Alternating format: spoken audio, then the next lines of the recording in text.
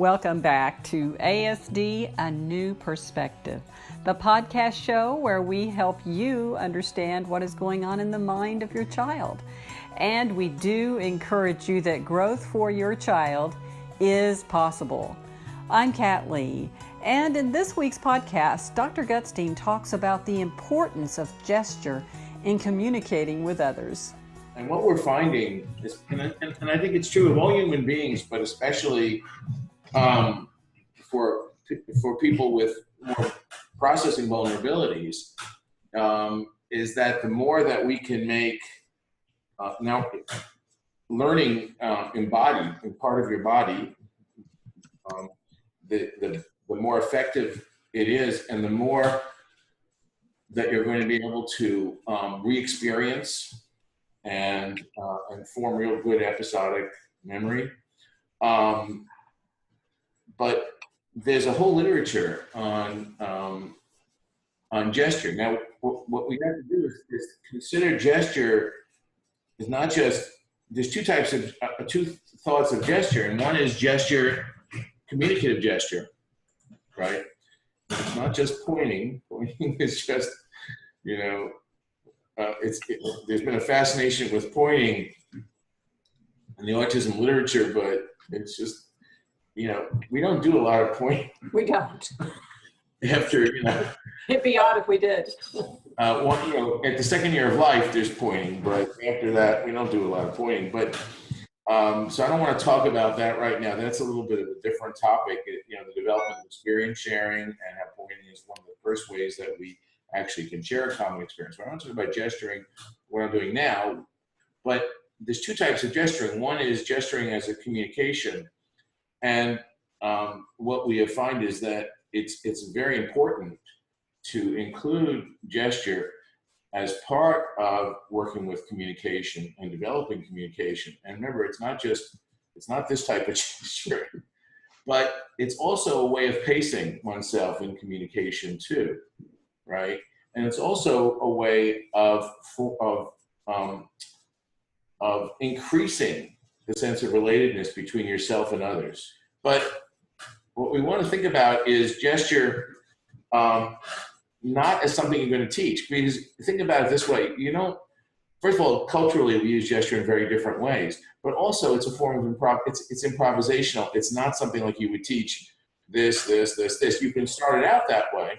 In other words, communicationally, you can start out gesturing there, gesturing like this, right? Faster, slower, pacing, right? Eventually, though, it's not so much that as it becomes improvisational, but you certainly can begin that way. So you can use it for emphasis, right? You can use it for surprise. You can use it for, but one of the great ways of using it is engaging with people, right?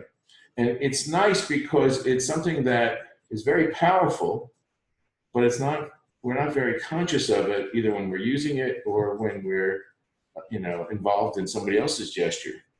But it's also very emotionally powerful. And what we find is the more that we move communication, let's talk about communication gesture and then we'll talk about self-gesture. Then when we move communication gesture away from just words, right, into more of an embodied level, the more that it becomes experienced both by the person and by the other person as more authentic, as had more involving feelings.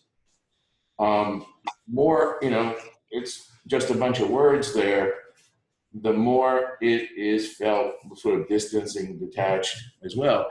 So I think that one of the things we've been doing with our kids and in terms of developing more of more authentic communication, if you will. Some of these looks like you're still trying to get on here.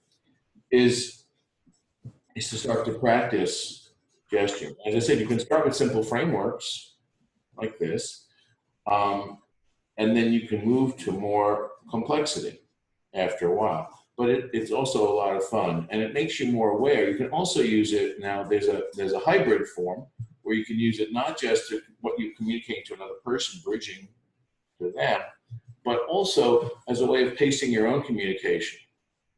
So again, you can use it as a pace to slow yourself down, right? You can also use it as a way to stop and think, right? But what we find is that it becomes a very powerful tool. You know, everybody in autism, there's such a focus on the eyes, which is really spooky, you know? And you know, we don't worry about eye contact and eyes in what we do, because we get more than enough eye visual stuff. But what we don't get is the sort of dynamic quality of communication, right? Now, the key here is not to teach someone to like interpret other people's gestures, like what do they mean? Because we're talking about something that's going on in an online dynamic process. You're not going to sit there and interpret a gesture, right? So it's more of the flow of gesture, something that's flowing. But you can teach people to use gesture in initially more mindfully. The mindful part has to fade out, right? It's not something you ever want to, you know, one of the problems of all these social interventions, interpersonal interventions in autism, is they wind up using up all of your neural potential on sort of consciously trying to figure things out or do things. And the problem is that interpersonal encounters are not occurring on that conscious level. They're partially in terms of thinking about what you want to say or whatever, but what happens with people with autism is they're taught to like interpret cues, determine what they're going to think and what they're going to say, how they're going to say it, uses up everything in this sort of artificial, digital, not digital, but sort of artificial, you know, scripted, procedural level, and the person is just worn out. You know, it's what now is being called camouflaging. You know, sort of faking it and using up all the energy in this sort of procedural, task-related, you know, stuff. So there's no enjoyment, no motivation.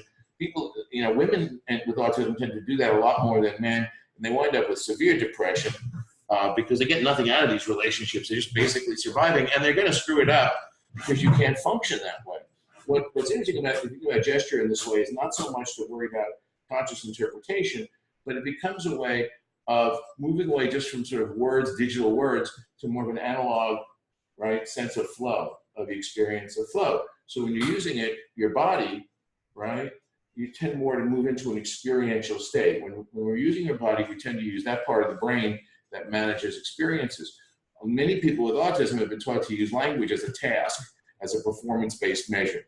And so they wind up, you know, really losing the sense of experience and sense of flow with other people. So it's really a fun thing to do. You don't want to do it initially. You do it later, you know, after with a bit more of a sophisticated, someone's a bit more sophisticated, but you can watch people. You might want to watch people with autism and see people you're working with and see at what point, you know, how much are they using gesture. Again, there's a cultural issue, but every culture uses gesture in different ways, right? So, you know, you adapt it to the culture that you're working with, right? But there are universal things. So, you know, there's a sense of connection. One of the things that's neat about gestures, right? Look how you can use it, right, to build a bridge between people. You know, you can use it, but you can use it for emphasis. You can use it to sort of, wait a minute, right? And it has a very nice, powerful impact, but it doesn't have, you know, an impact of it's not off-putting, right? I mean, pointing might be, but it's not off-putting. It's not odd or weird. And in fact, it's very, what we find, you know, if you think about people who are very good at influencing, who are public, you know, speakers, politicians, speakers, they know how to use gesture. They use it more deliberately, consciously, but it becomes automatic for them too, because we find that it's an enormous amplifier, right? And so, you know, autism is so focused on words. The autism community, it's obsessed with different things. You know, it's autistically obsessed with different things. But this is one of the great things that I think that you can do. You can play with it, right? You can have people playing with gesture in different ways and develop it more and make it more of an automatic, you know, habit. And you can use it analogically. You can show, you know, we're not talking about sign language here. You know, we're talking about, you know, there's no sign language, although it is, I mean, in a sense, right? It's an emphasis, it's an amplification. So, right, and we can use it again for connecting. We can just use it in any way we want to. But I think to become aware that you have that freedom, you have that form, and how powerful it is something that everyone should know about, right? And people who are spending their lives like this, and are not using it are really in a handicapped position. And what happens in the brain is it doesn't add more complexity to the brain. It actually relieves it because we're using different areas in the brain. We're really emphasizing, we're activating more of the experiencing part of the brain, which is what we want to do. So rather than adding more complexity, it actually takes burden off the brain. We don't have to do it all in words. And it creates more of a flow between yourself and another person. You'll find that they'll be more, more accepting, more enthusiastic to be with you. So that's some of the things that we think about gesture, and we think about it again differently from pointing in the second year, but as a lifelong way of operating and communicating. I think it's something that everybody should be much more aware of. And thanks for joining us for ASD, A New Perspective, the podcast show where we help you understand what is going on in the mind of your child. And we encourage you that growth for your child is possible. I'm Kat Lee. See you next time.